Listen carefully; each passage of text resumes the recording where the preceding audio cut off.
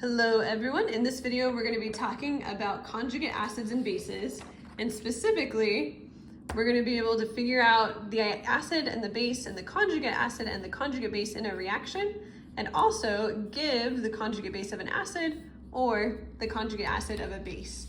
So we're actually going to start with that bottom goal and going to give you some instructions first. So if they give you an acid and they want you to find the conjugate base, what you need to do is take away the H and then also subtract a positive charge. So basically make the compound more negative. Now this will make more sense when I give you some examples. So let's jump down to some examples before we answer these other questions. Here are some acids. We want to find their conjugate bases. So again, I need to first take away the H. So this is going to become just F when it becomes a base, because again, acids, Bronsted-Lowry acids, their definition is they give away H+. So for the acid to become the conjugate base, has to give away the H+, so that means it's going to become less positive. So since we're taking away a positive charge, we need to add a negative charge to the F. So the HF lost something positive, so it's now negative. Like it was neutral, it lost the positive, now it's got a negative charge. Same thing with HBr. To make the conjugate base, we take away the H and add a negative charge. HNO3, again, we take away the H and take away a positive charge or add a negative charge. Now, this compound is interesting. It's already negative. So we're going to take away the H. It's already negative, so we actually add another negative charge. So this becomes 2 negative. And then this one has 2 hydrogens. To form the conjugate base, we need to just take away 1.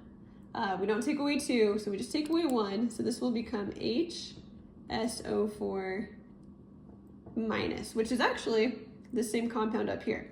So this compound can then act as an acid and become a different conjugate base. But to make a conjugate acid or base, we just change by 1 hydrogen. Okay, let's talk about conjugate bases then. So the conjugate base, you basically do the opposite. You're going to add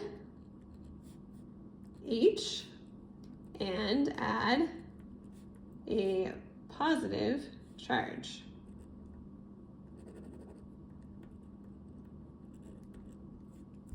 So, for example, if we want to make the conjugate acid of NH3, we need to add another H, so it's going to become NH4, and add a positive charge, so plus. And this should make sense because, again, according to Bronsted-Lowry, bases, what they do is they take H. And then when they take that H, they're going to become acids.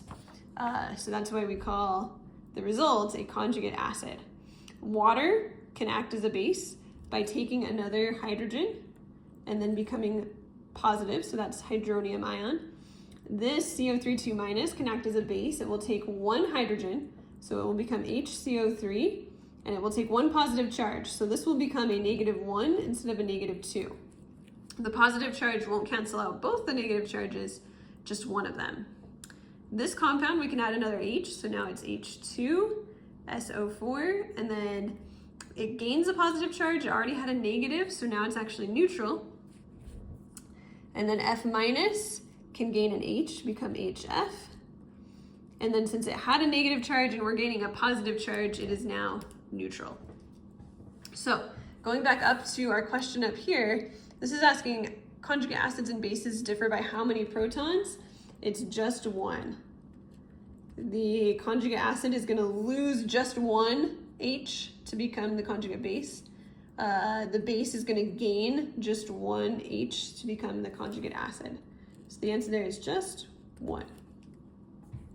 Okay, so that was giving the conjugate base of an acid or the conjugate acid of a base. Now we need to look at a reaction and figure out the acid, the base, the conjugate acid, and the conjugate base. So first, let's answer these questions. In a reaction, how do we figure out which compound is the Bronsted-Lowry acid? So not the conjugate acid, but the first acid. And how do we figure out which one is the Bronsted-Lowry base?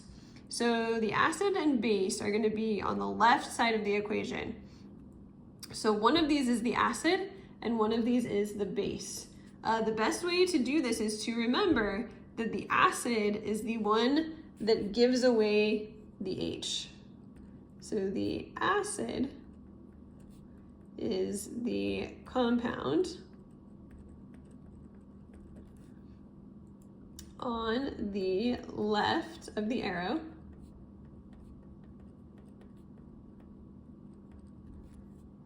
that gives away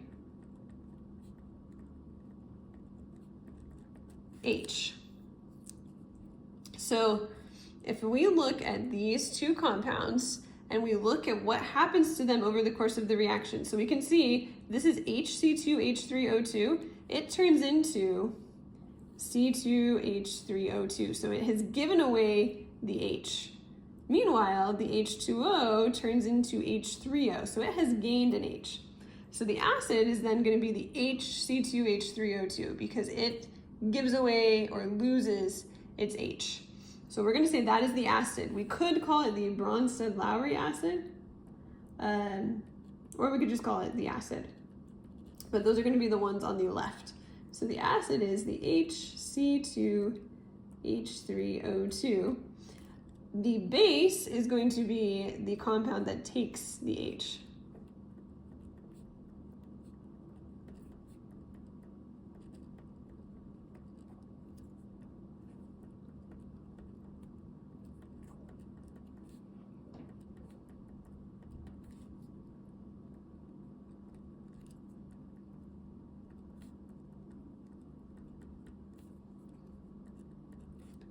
So which of these compounds is taking or gaining an H? It's going to be the H2O because it's going to become H3O+. So our base is H2O.